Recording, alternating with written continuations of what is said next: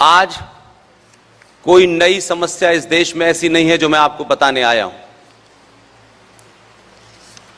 आज भी 2022 के भारत में सत्ता का परिवर्तन भले ही हुआ हो, लेकिन अभी भी सत्ताधारी पार्टी के लोग भी सच बोलने से कतराते हैं।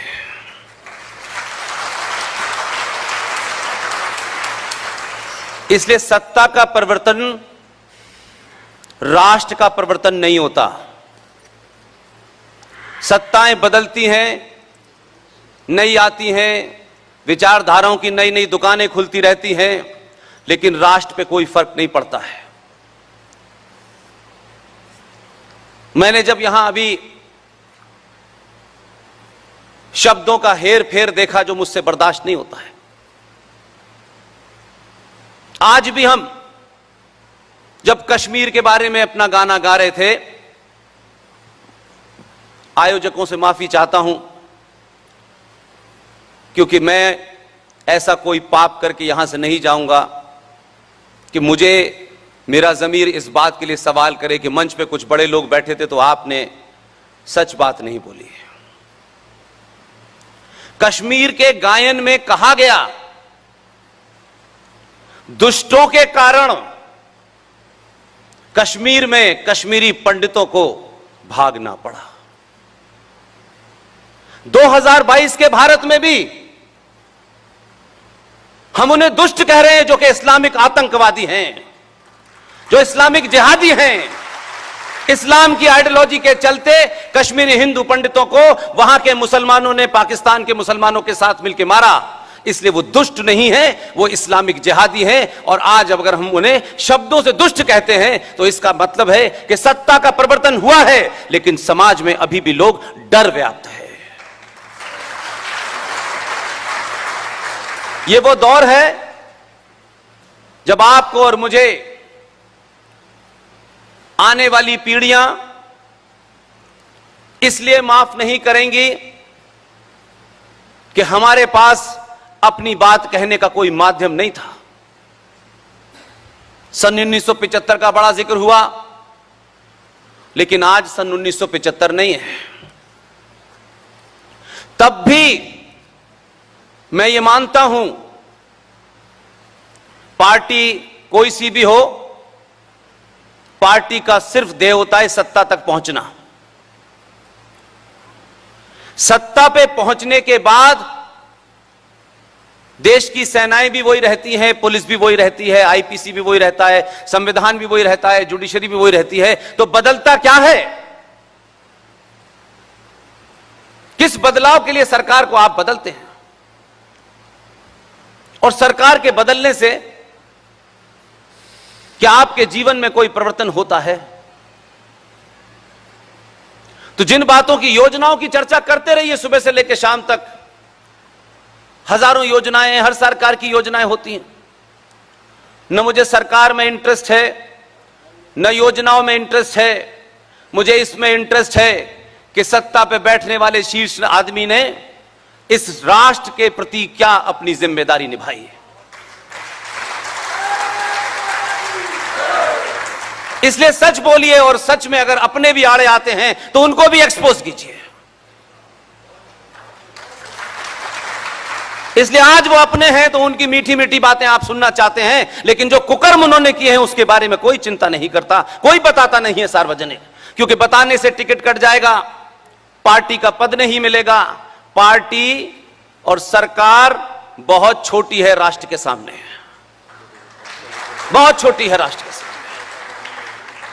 इसलिए इस क्षेत्र में आने से पहले सरकारें कैसे चलती हैं, पार्टियों के मैनिफेस्टो कैसे बनते हैं, बिगड़ते हैं, ये 25 साल तक पास से देखा है। और इसीलिए नौकरी छोड़ते वक्त एक ही प्रण किया था, सत्ता किसी भी पार्टी की हो, व्यवस्था में कोई बड़े से बड़ा पद हो, सत्ता हमें खरीद ना पाए और हम बिकने लायक न बने। यही हमारा मोटो है। सत्ता में जाने से पहले बड़े बड़े नारे होते हैं, सत्ता में जाने के बाद नारे बदल जाते हैं, तब कुछ और एजेंडे होते हैं। सत्ताओं की अपनी मजबूरी होती है। दुनिया में जहां भी सबसे ज्यादा समस्याएं हैं वहां लोकतंत्र है। लोकतंत्र कहां से निकला, खासतौर से मैं आधुनिक लोकतंत्र की बात कर रहा हूं, मैं आचार्य चाणक्य के जमाने की बात नहीं कर रहा, विष्णुगुप्त के जमाने की बात नहीं कर रहा। अगर देश को, राष्ट्र को बचाने के लिए इस तथाकथित लोकतंत्र द्वारा सत्ता में बैठाई जाने वाली पार्टियां अगर वो राष्ट्र के खिलाफ हैं, तो फिर लोकतंत्र को कहीं टांग दीजिए और इस देश में डिक्टेटरशिप लागू कीजिए। हमें सुनने में बहुत अच्छा लगता है, लोकतंत्र बहुत अच्छा है, लोकतंत्र के माध्यम से यह इस देश की जड़ में लोकतंत्र ने मट्ठा डाला है, खूब डाला है। हम अपने घर में 5 लोगों के परिवार में लोकतंत्र की बात नहीं करते, वहां नहीं पूछते किसी से कि आज क्या सब्जी बननी है, वहां कोई फैसला लोकतंत्र से नहीं लेते। लेकिन देश में लोकतंत्र का ढोंग बहुत पीटते हैं, यहां से लेकर अमेरिका तक। दुनिया में जो भी कुछ बदलाव है, आज 2 देश ऐसे हैं, उन्होंने अपने राष्ट्र का जो मिजाज है, जो सोच है, उसको धीरे धीरे देश से निकालकर राष्ट्र पे लाके खड़ा किया। और आज यही कारण है हजारों करोड़ों बीमारियों के शिकार हैं हम।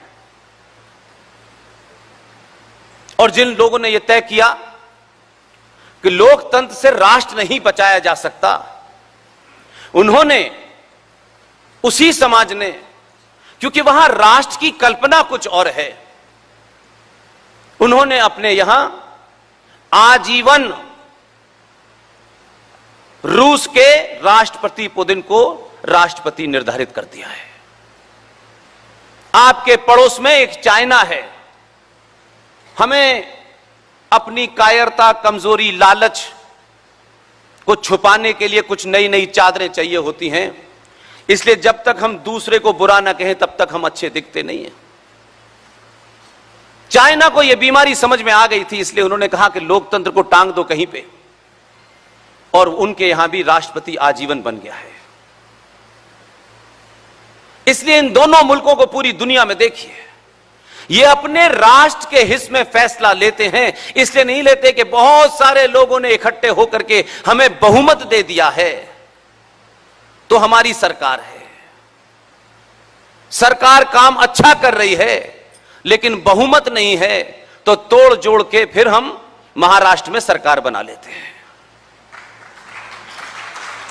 और तथाकथित एक हिंदू पार्टी, हिंदुत्व का डंका पीटने वाली पार्टी, जिसके मूल में उसका जन्म हिंदुत्व के गर्व से हुआ, लेकिन लोकतंत्र की बीमारी यह है कि आज वो बाला साहब ठाकरे की जो पार्टी, जो ये कहती थी खुल के, जिसका संस्थापक ये कहता था एक टेलीविजन के इंटरव्यू में कि बाला साहब ठाकरे साहब ये बताइए कि बाबरी मस्जिद तोड़ने में आपका कितना हाथ है। उन्होंने कहा हाथ नहीं, मेरा पूरा पांव भी इसी में है। हम ऐसे बहादुरों के बारे में नहीं बात करते हैं। आज लोकतंत्र की इस बीमारी के कारण वो पार्टी पूरे महाराष्ट्र में अजान का कंपटीशन करा रही है, क्योंकि उन्हें कुछ मुसलमानों का भी समर्थन चाहिए। ऐसे आइडियोलॉजी बिक जाती हैं, पहले भी बिकी थी हमारे यहां। हमारे यहां के लोगों ने भी इस्लामिक विश्वविद्यालय खोलने की दिल्ली में बड़ी तत्परता दिखाई थी। इसलिए जब तक आप रूट पे नहीं जाएंगे, संगठन और पार्टियां देश कभी नहीं बचाती हैं।